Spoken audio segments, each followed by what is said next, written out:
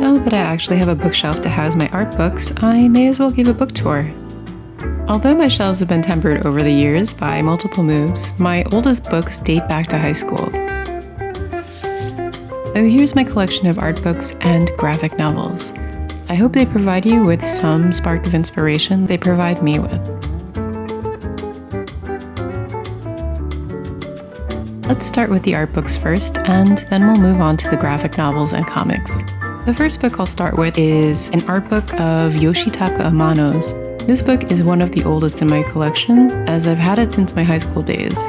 If you can remember Borders, the bookstore, then that should give you an indication. But I'm glad that Amano's work remains an inspiration for me. He's had such an admirable career over the years. I mean, the guy has worked in everything from video game concept work to animation concept work, fine art, to graphic novels and publishing. Here we've got some character concepts for a few of the Final Fantasy games.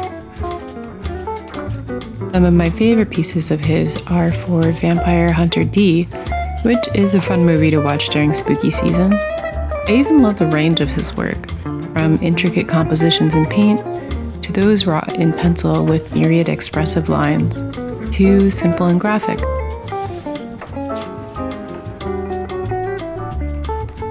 Here's another art book by Nobrow called Oh So Quiet. Although Nobrow received a lot of scrutiny a few years back for underpaying their artists, I have to say that the artists who submitted to this compilation on the theme of Oh So Quiet contributed some beautiful work. All of it composed in a limited color palette a la screen printing. The variations of color usage and application are myriad, with some stunning results. On one side of the book are full spread illustrations, while on the other are comic spreads.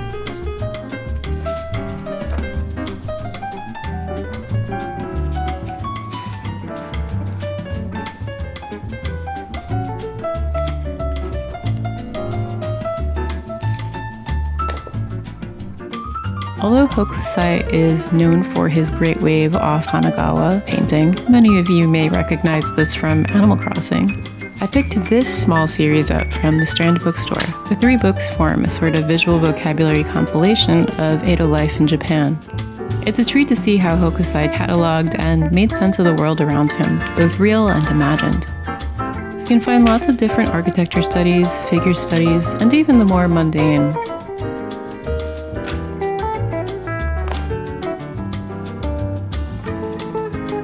I don't know what the title of this book translates to, nor can I read it, but this is a decorative tea towel book that I picked up in Japan.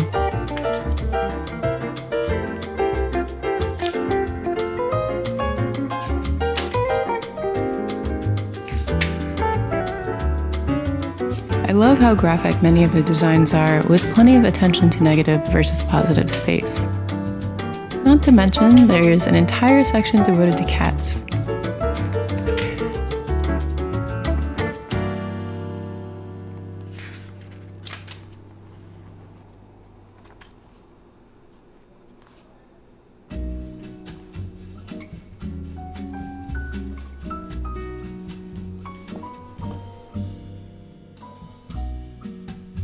Next on to Mobius. The World of Adena is one of the few graphic novels I own that I haven't read yet, but I mostly picked this beast of a book up for the art. Mobius's fantastical work has influenced some of my favorite artists, including Hayao Miyazaki. So naturally, I had to go straight to the source. Also heavily inspired by Mobius is one of my favorite artists, Killian Ang. Although his art book represents some of his earlier work, I like returning to it now and then for its sense of mystery and the strange feeling of the undiscovered. Ang's worlds are so elaborate yet fantastical, like little worlds unto themselves that we can only see the traces of.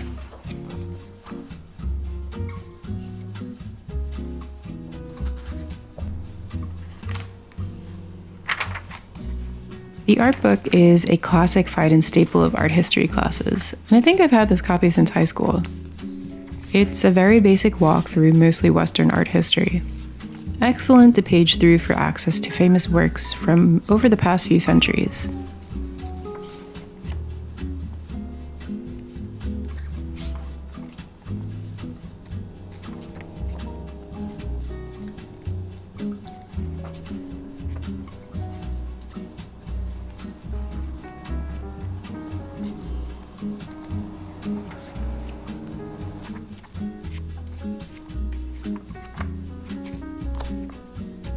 I got Annie Leibowitz's book when my former employer hosted a talk of hers and subsequently distributed free copies for everyone in attendance.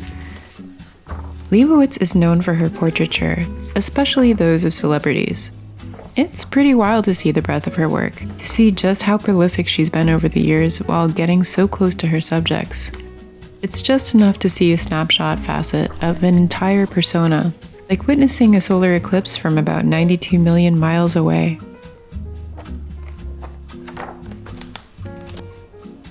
Gisèle Varol is a working illustrator here in New York City whose work is sequential, yet has a simultaneously graphic and fine art feel. I love the playfulness in her work and how it walks the line between comics and fine art. So much of it plays with order and disorder, breaking the panels, dancing with them, or escaping them entirely.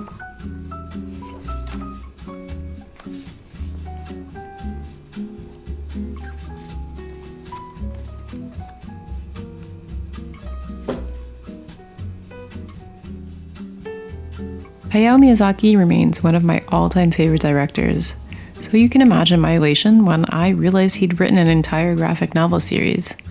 Like its film version, Nausicaa is set in a sort of post-apocalyptic world, where much of the earth is overtaken by the Sea of Corruption, which is a rambling forest composed of gigantic fungi. The fungi spew a toxic miasma, which makes the forest largely uninhabitable except for the equally giant insects it houses and is protected by. As the story progresses, we find out more about the true nature of the forest and how humans have come to misinterpret its existence. But its characters come to know its true meaning and grow in the process, for the most part.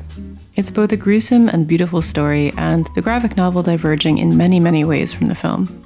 It's a bit of a dense one, but I'm definitely due for a reread. While I first read Nausicaa in high school, Chuna's Journey wasn't licensed by a publisher in America until 2022. I read it for the first time this year and enjoyed reading it more than I expected. The format is a bit like Miyazaki's film storyboards, if you've ever seen them, rendered in expressive pencil and loose watercolors. The story interlaces a lot of themes that later get explored throughout his films, but in summation, it's about a prince who leaves his starving people in search of a near-mythical grain to bring seeds back to their land.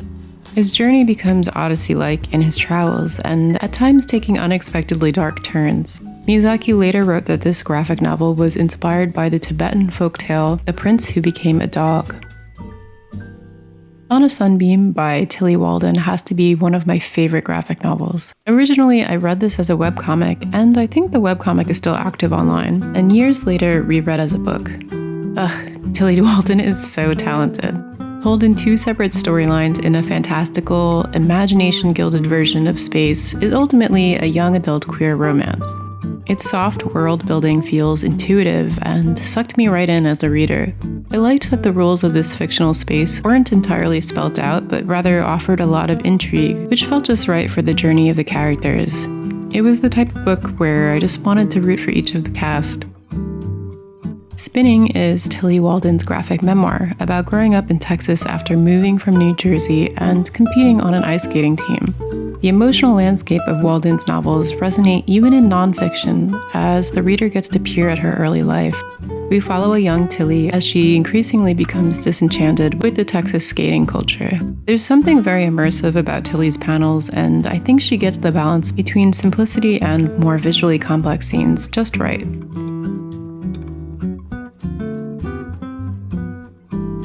Another coming-of-age graphic novel in my library is Deb J.J. Lee's In Limbo. Published just this year, it follows a high school-aged Deb. A bit like Tillie in Spinning, Deb also undergoes their own disconnection with orchestra, and over time gravitates towards their love of art.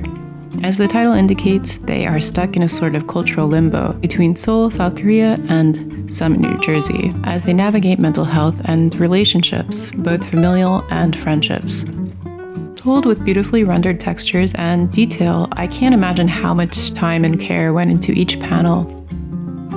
Although there are heavy themes in this memoir, there is ultimately a lot of transformation and emotional healing.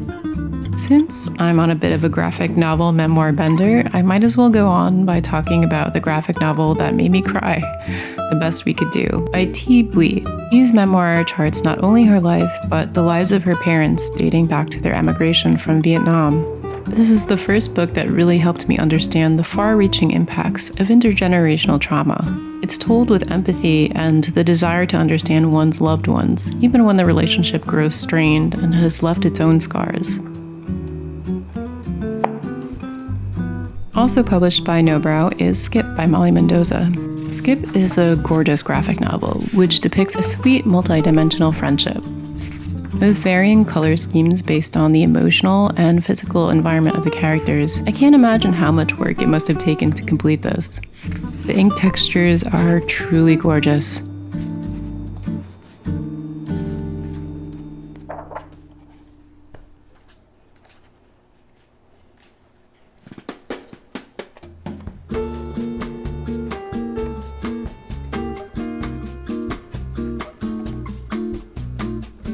Also known as the godfather of manga, Osamu Tezuka is most known for his creation of Astro Boy and Kimba the White Lion.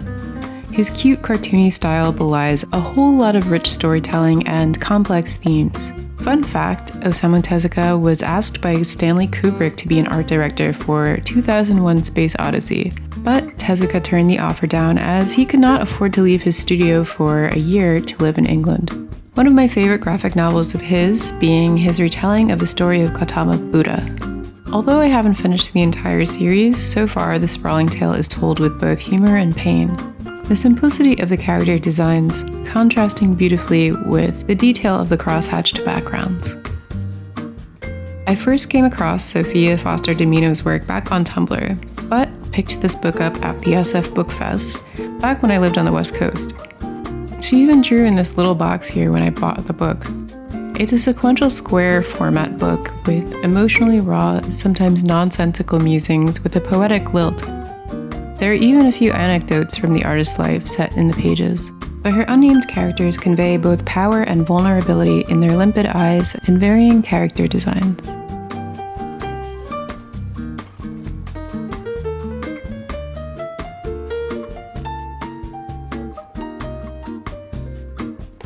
In the vein of emotional rawness, I think Eleanor Davis's work is masterful. In addition to her bike travel journals as she crossed over multiple states, I have a copy of her graphic novel The Hard Tomorrow. Depicted in depthy black against white is the story of a 30-something couple who make hopeful plans to bring a child into the world together, despite an increasingly fragile world. Her depictions of human connection are both precarious and tender. Leaving Richard's Valley is by Michael DeForge, who is also known for working on character designs and title cards for Adventure Time. The graphic novel follows a group of cult members in a sort of pseudo-interview style. The cult members are each tiny animals with their own inherent insecurities and flaws, but each under the thrall of their charismatic cult leader Richard. As Richard's strict rules are gradually broken by the animal main characters, they are subsequently ratted out and cast out from the cult. It's a meandering but funny tale, and I remember the author posting the 4-panel comics almost daily to his Twitter account, page by page. So I'm assuming that this one was almost completely improvised. Like I've said before, I'm a huge Tamaki stan. This one's written by the writer-illustrator cousin duo Mariko and Jillian Tamaki. Although it's been a while since I read this one, it follows 2 teenage friends as they vacation in a small beach town for the summer. They learn more about themselves and their budding sexuality amid family issues. It has a lot of heavier themes filtered through the lens of a teen and depicted with care and compassion. I've talked about roaming before, but this graphic novel is a new fave of mine. I'll repeat what I've said before, but it goes without saying that the artwork and paneling of the comic are gorgeous. While the format is largely a traditional panel grid, sometimes the comic breaks away from its grid format, providing larger moments of space to give the narrative some more breathing room or create a moment that is more immersive. While my aim when reading this was to take my time, I ended up reading the 400-pager in one sitting.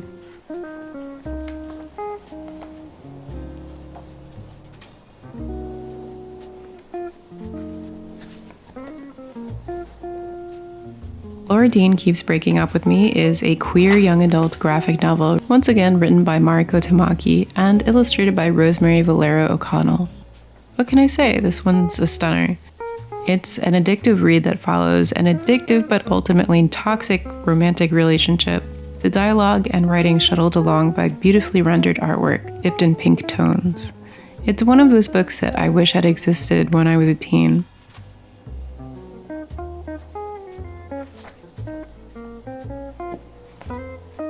Well, that's the end of the tour. Hopefully a few of these books caught your eye, and I hope your eye caught a little bit of inspiration. If anything, it's a reminder that I'm due for a lot of rereads. Anyway, thanks for watching. See you next time.